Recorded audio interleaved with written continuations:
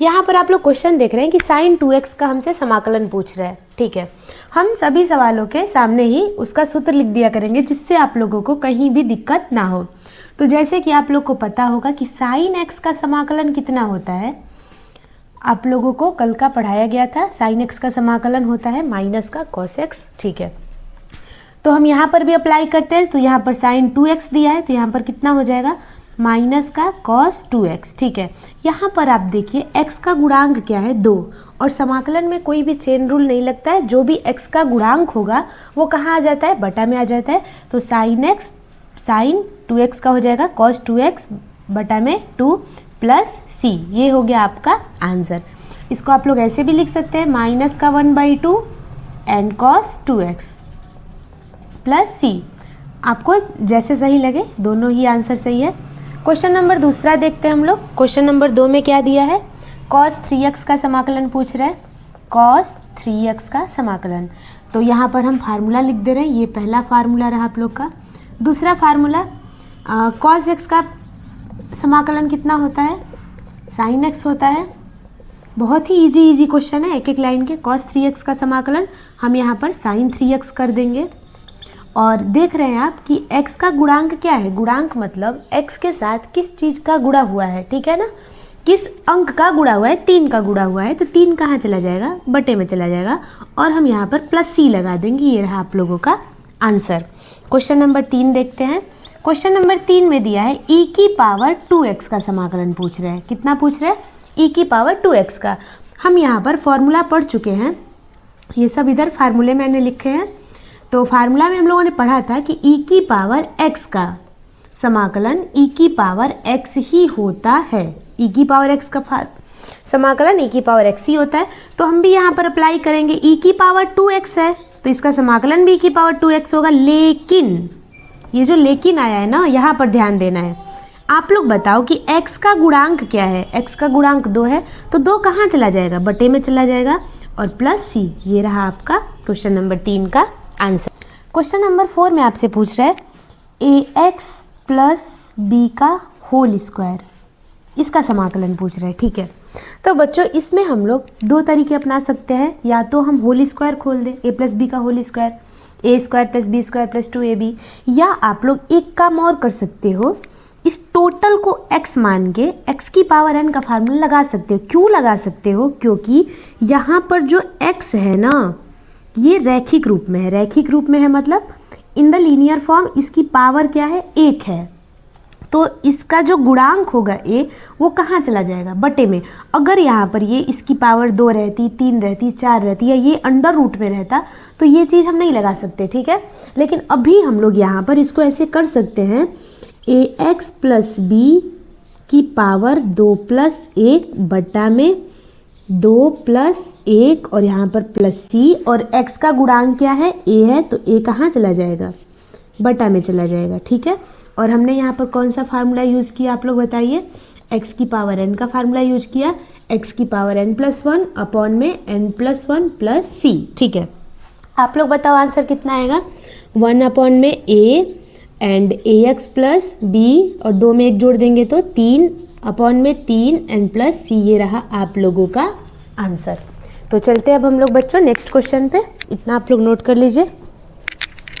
तो बच्चों अब हम लोग चलते हैं नेक्स्ट क्वेश्चन पे, क्वेश्चन नंबर 5। सब लोग ध्यान दीजिए, यहाँ पर क्वेश्चन नंबर 5 में क्या दिया है। क्वेश्चन नंबर 5 में दिया है साइन 2x माइनस 4 e की पावर 3x इंटू dx। ठीक है, तो बच्चों इसका समाकलन करते हैं। बहुत ही इजी क्वेश्चन है, कुछ भी नहीं है क्वेश्चन में। जैसे हम लोग अवकलन का करते थे, तो एक बार साइन 2x का समाकलन कर देते हैं, और एक बार हम समाकलन कर देते हैं 4e की पावर 3x का। और समाकलन मतलब क्या होता है, एक बार ये साइन लगा दो, dx लगा दो। ठीक है, साइन 2x का समाकलन, फार्मूला बताओ साइन 2x का। साइन x का फार्मूला बताओ क्या होता है, माइनस का cos x। तो हम यहाँ पर लिख देंगे माइनस का cos 2x। ठीक है, और आप लोग यहाँ बताओ कि x का गुणांक क्या है, 2, तो 2 कहाँ आ जाएगा, अपॉन में। ठीक है, 4 आ जाएगा बाहर, क्यों बाहर आएगा? क्योंकि 4 कांस्टेंट है। और e की पावर 3x का जब हम समाकलन करेंगे तो e की पावर 3x होगा और x का गुणांक क्या है? 3 है, तो 3 कहाँ आ जाएगा? बटे में, और प्लस का c। ये रहा आप लोगों का आंसर। ठीक है, अब हम आते हैं क्वेश्चन नंबर 6 पर। क्वेश्चन नंबर 6 में क्या दिया है? 4e की पावर 3x प्लस का 1 इंटू dx। ठीक है, इस क्वेश्चन को करते हैं तो एक बार समाकलन किसका होगा? 4e की पावर 3x का, और एक बार समाकलन किसका होगा?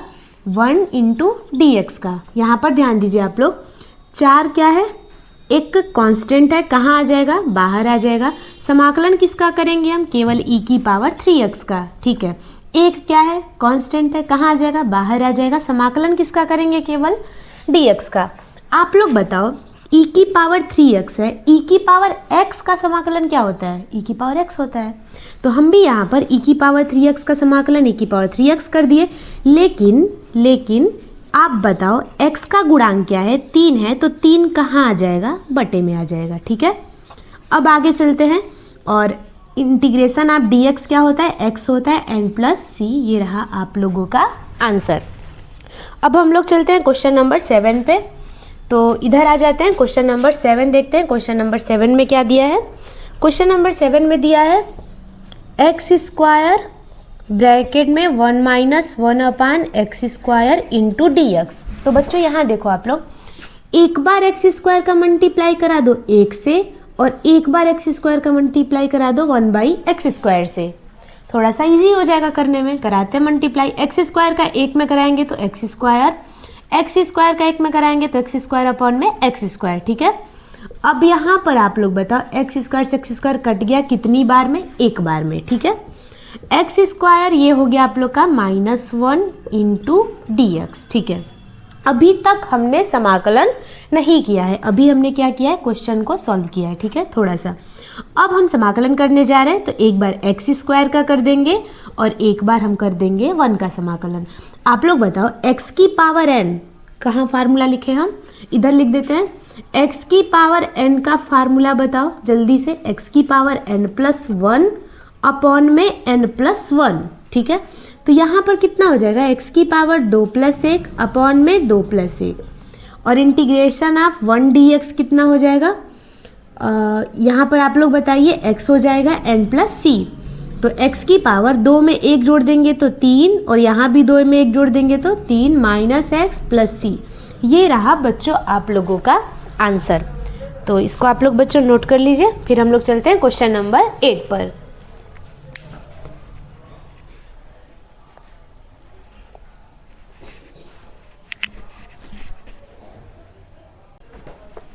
तो बच्चों अब हम लोग चलते हैं क्वेश्चन नंबर 8 पर। एक बार क्वेश्चन नंबर 8 को आप लोग देख लीजिए। क्वेश्चन नंबर 8 में क्या दिया है? ax square plus bx plus c का समाकलन आप लोगों से पूछ रहा है। ठीक है, तो कैसे करेंगे? घबराने की कोई बात नहीं है, बहुत ही इजी क्वेश्चन है।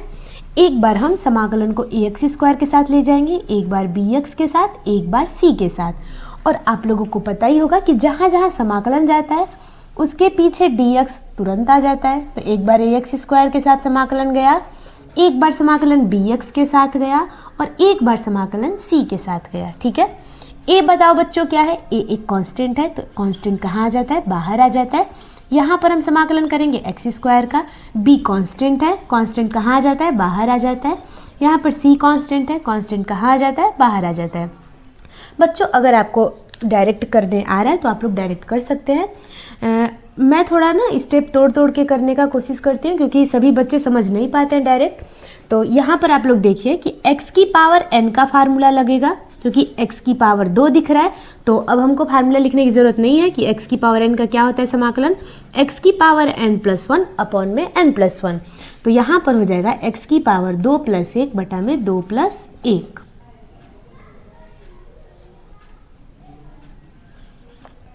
ठीक है, एन प्लस बी, यहाँ पर भी क्या है? x की पावर 1 है, तो यहाँ पर भी हो जाएगा x की पावर 1 प्लस 1 अपॉन में 1 प्लस 1। यहाँ पर भी हमने वही सेम फार्मूला लगाया, x की पावर n का जो भी पावर रहेगा उसमें 1 ऐड कर दो, और जो सेम है ऊपर पावर उसको भी नीचे लिख दो।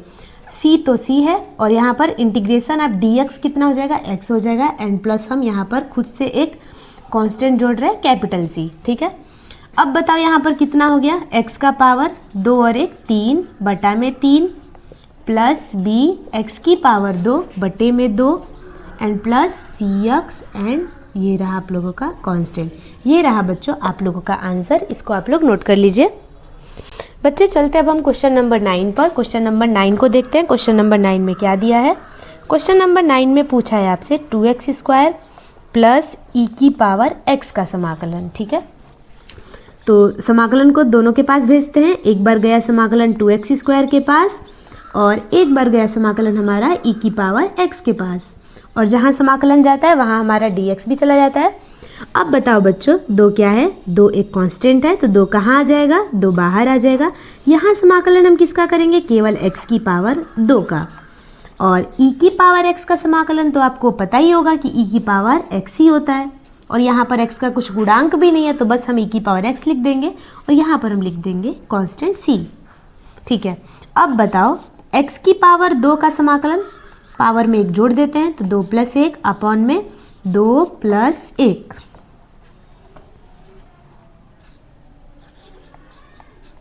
प्लस e की पावर x प्लस c, तो ये आप लोगों का हो गया 2 बटे में 2 और 1 जोड़ देंगे तो 3 x की पावर 3 प्लस e की पावर x प्लस c। ये रहा बच्चों आप लोगों का आंसर। इन दोनों क्वेश्चंस को आप लोग बच्चों नोट कर लीजिए। तो बच्चों अब हम लोग चलते हैं क्वेश्चन नंबर 10 पर। देखिए बच्चों क्वेश्चन नंबर 10 क्या दिया है। समाकलन किसका करना है, √x का माइनस का दिया है 1 अपॉन में √ में x का होल स्क्वायर dx। बच्चों यहाँ पर आप लोग देखिए x रैखिक रूप में नहीं है, x की पावर 1 नहीं है, x की पावर 1/2 है।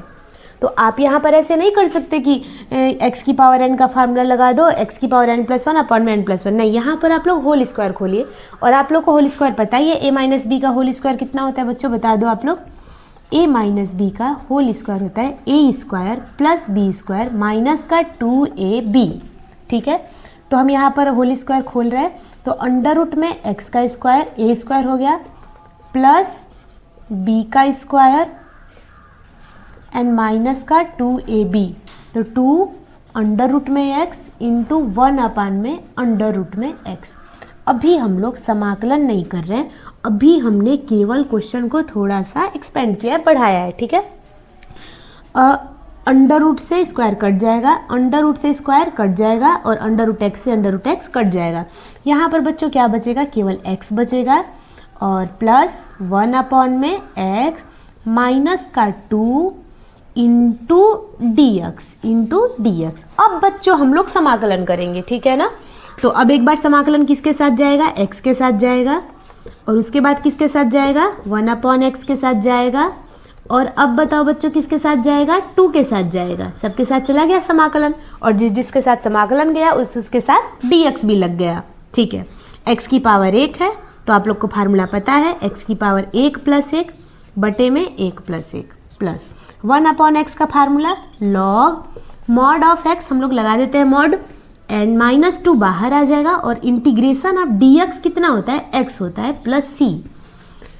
1 में 1 जोड़ देंगे तो x की पावर 2 बटा में 2 प्लस लॉग मॉड में x माइनस का 2x प्लस c। ये रहा बच्चों आप लोगों का आंसर। बच्चों आप लोग इसको नोट कर लीजिए, हम साइड हो जाते हैं। तो बच्चों अब हम लोग चलते हैं क्वेश्चन नंबर 11 पर। तो देखिए बच्चों क्वेश्चन नंबर 11 में क्या दिया है, x³ दिया है प्लस का 5x² माइनस का 4 अपॉन में दिया है आपका x² इंटू dx। तो इसको थोड़ा सा हम लोग क्या करते हैं, समाकलन करने से पहले इसको हम थोड़ा सा सॉल्व करते हैं, क्योंकि ये हमसे सॉल्व हो सकता है, ठीक है ना। तो क्वेश्चन देख के घबराना नहीं है। आप लोग देख रहे हो कि x² जो है होल बटे में है, मतलब सबके बटे में है। तो अगर ये सबके बटे में है तो सबके बटे में इसको बांट दो, तो बांट देते हैं। तो x³ के बटे में सबसे पहले चला जाएगा x², इसके बाद x² चला जाएगा 5x² के बटे में, एंड इसके बाद x² चला जाएगा 4 के बटे में, ठीक है, इंटू dx। आप लोग बताओ x² से x³ कट गया, कितना बचेगा ऊपर, केवल एक ही x। x² से x² कट जाएगा, क्या बचेगा, केवल 5 बचेगा, और यहाँ पे माइनस का 4, x का पावर 2 ऊपर जब जाएगा तो x की पावर -2 बचेगी, -2 हो जाएगी। ठीक है, अब क्या करते हैं, हम समाकलन को सबके साथ बांट देते हैं। तो समाकलन सबसे पहले गया x के साथ, चला गया। अब जाएगा समाकलन हमारा 5 के साथ, 5 एकम 5 इंटू dx लगा दो। अब जाएगा हमारा समाकलन 4x की पावर -2 के साथ। ठीक है, तो x की पावर 1 है, तो यहाँ पर x की पावर 1 + 1 बटे में 1 + 1। ठीक है, प्लस का 5 आ जाएगा बाहर, और इंटीग्रेशन ऑफ dx कितना होता है, केवल x होता है, तो हमने यहाँ पर केवल x लिख दिया। -4 आ जाएगा बच्चों, कहाँ, बाहर आ जाएगा, और x की पावर -2 है, यहाँ पर ध्यान देना, यहाँ पर भी वही फार्मूला लगेगा। कौन सा फार्मूला है, x की पावर n+1 अपॉन में n+1, लेकिन यहाँ पर -2 है, तो हम -2 में से 1 घटा दिए, और नीचे भी -2 में से 1 को घटा दिया। 1 में 1 जोड़ो बच्चों, x की पावर 2 बटे में 1 में 1 फिर जोड़ दो, 2 + 5x माइनस का 4, और -2 में से +1 जाएगा तो -1, और -2 में से +1 जाएगा तो -1। आंसर आप लोग का आ गया x² बटे में 2 प्लस का 5x, एंड माइनस माइनस कितना हो जाएगा, प्लस का 4 हो जाएगा, और x की पावर -1 को जब आप नीचे भेजोगे तो वो हो जाएगा 1/x। अगर पावर निगेटिव है, जब वो ऊपर है, अगर वो नीचे जाती है तो वो पावर पॉजिटिव हो जाती है। ये बच्चों रहा आप लोगों का आंसर, इसको नोट कर लीजिए बच्चों। अब हम लोग चलते हैं क्वेश्चन नंबर 12 पर। एक बार आप लोग देख लीजिए क्वेश्चन नंबर 12 को। सेम 11 के जैसा ही है, तो देखते हैं क्या होता है इसमें, कैसे करते हैं। x³ है प्लस 3x है एंड +4 है, अपॉन में कितना दिया है, अंडर रूट में x दिया है इंटू dx। ठीक है, तो बच्चों आप लोग यहाँ पर वही देख रहे हैं कि सबके बटा में अंडर रूट x है, मतलब होल बटा में। ठीक है ना, तो अंडर रूट x को सब में बांट देते हैं, तो x³ अपॉन में चला जाएगा अंडर रूट में x, 3x अपॉन में चला जाएगा अंडर रूट में x, और 4 के अपॉन में भी चला जाएगा अंडर रूट में x। और अंडर रूट x का मतलब क्या होता है, आप चाहे अंडर रूट x बोलो, आप चाहे x की पावर 1/2 बोलो, दोनों क्या है, इक्वल है। ठीक है, तो आप लोग एक चीज़ बताओ कि x की पावर 3 है और नीचे x की पावर 1/2 है। ठीक है ना, नीचे x की पावर 1/2 है। अगर ये x की पावर 1/2 ऊपर जाएगी तो क्या हो जाएगी, x की पावर -1/2 हो जाएगा कि नहीं हो जाएगा, प्लस का 3x, अब फिर से ये ऊपर जाएगा तो x की पावर -1/2 प्लस का 4, और ये फिर ऊपर जाएगा तो x की पावर -1/2 इंटू dx। अब आप लोगों को एक रूल पता होगा घातांक का, कि अगर आधार समान होता है तो घातें जुड़ जाती है, आधार समान होता है तो घातें जुड़ जाती है। यहाँ भी तो यहाँ पर हम लोग अब देखते हैं x की पावर 3 है और x की पावर -1/2 है, तो इसको आप लोग जोड़िए। तो जब हम जोड़ेंगे तो एलसीएम लेंगे, तो इधर हम एक बार करके बता दे रहे हैं कि 3 में जब हम जोड़ेंगे -1/2 तो प्लस माइनस क्या हो जाएगा, -1/2। एलसीएम क्या होगा, 2 और 1 का 2 हो जाएगा, और यहाँ पर हो जाएगा 1 2 m 2 2 3 6 -1 5/2। तो अगर हम 3 में -1/2 जोड़ेंगे तो वो तो घट जाएगा, तो कितना आ जाएगा आप लोगों का, 5/2। ठीक है, अब यहाँ पर आप लोग देखो, अगर हम 1 में 1/2 जोड़ेंगे तो ये जुटेगा तो है नहीं, घट जाएगा क्योंकि माइनस है यहाँ पर।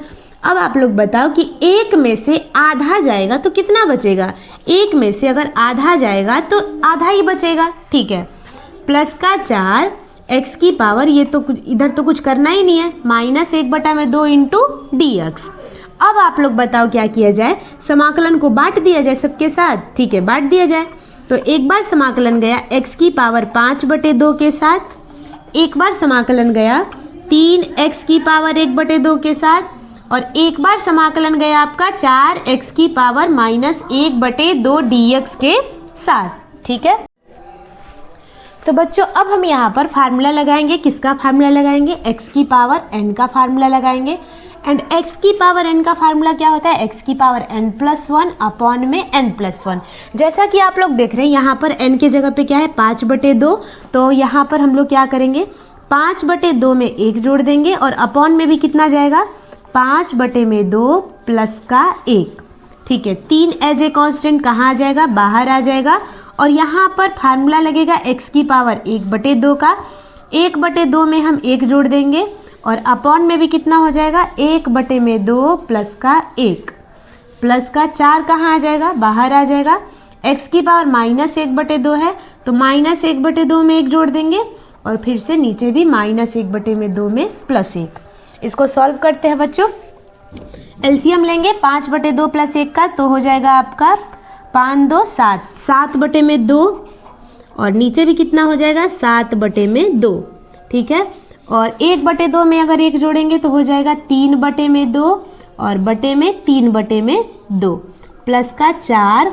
और यहाँ पर देखो ये प्लस का 1 है, ये माइनस का 1/2 है तो घट जाएगा। 1 में से आधा जाएगा तो आपके पास बचेगा केवल आधा और नीचे भी हो जाएगा 1/2। तो ये रहा आप लोगों का आंसर। आप लोग बस क्या कीजिए, ये जो बटे में 2 है ना ये ऊपर चला जाएगा तो ये हो जाएगा 2/7, x की पावर 7/2। अब यहाँ पर ये क्या होगा? 3 से 3 कट जाएगा और ये 2 ऊपर चला जाएगा तो 2x की पावर 3/2 एंड प्लस, अब यहाँ पर ये क्या होगा? 2 ऊपर जाएगा तो 2 चौके 8, x की पावर 1/2 प्लस का c प्लस का c प्लस का c। बच्चों ये रहा आप लोगों का आंसर, इसको आप लोग नोट कर लीजिए। बच्चों अब हम लोग चलते हैं क्वेश्चन नंबर 13 पर। एक बार आप लोग देख लीजिए कि क्वेश्चन नंबर 13 में क्या दिया है। क्वेश्चन नंबर 13 में दिया है x³ माइनस का x² प्लस का x माइनस का 1 अपॉन में दे दिया है x-1 इंटू dx। तो बच्चों आप लोग जैसे देख रहे हैं कि ऊपर जो है न्यूमरेटर में 4 टर्म्स है ना, तो क्या कर सकते हैं हम? नीचे x-1 है ना और यहाँ भी हमको x-1 दिखाई दे रहा है तो कॉमन लेते हैं बच्चों यहाँ से। तो यहाँ से कितना कॉमन आएगा? x² कॉमन आएगा तो इन दोनों में कॉमन x² है ना, तो यहाँ क्या बचेगा? केवल x बचेगा और यहाँ क्या बचेगा? माइनस का 1 बचेगा and plus x-1 into upon में कितना हो जाएगा? अपॉन में तो दिया ही है क्वेश्चन में, x-1 का इंटू dx। अब बच्चों आप लोग बताओ, यहाँ पर जब कुछ नहीं है तो यहाँ पर हम 1 मान सकते हैं, ठीक है ना। अब इन दोनों को एक ब्रैकेट में लिख देते हैं। एक ब्रैकेट में हो जाएगा x-1 और एक ब्रैकेट में हो जाएगा x² प्लस का 1 अपॉन में x-1 इंटू dx। x-1 से x-1 कट गया। अब समाकलन किसका हो रहा है? यहाँ पर x² प्लस 1 का, तो एक बार समाकलन कर देंगे x² का और एक बार समाकलन कर देंगे केवल 1 का। x² का समाकलन x की पावर में 2 में 1 जोड़ देंगे, फिर अपॉन में 2 में 1 जोड़ देंगे प्लस इंटीग्रेशन ऑफ dx कितना होता है? केवल x होता है प्लस का c। x की पावर 2 में 1 जोड़ देंगे तो 3/3 प्लस का x प्लस का c। बच्चों ये रहा आप लोगों का आंसर, इसको नोट कर लीजिए।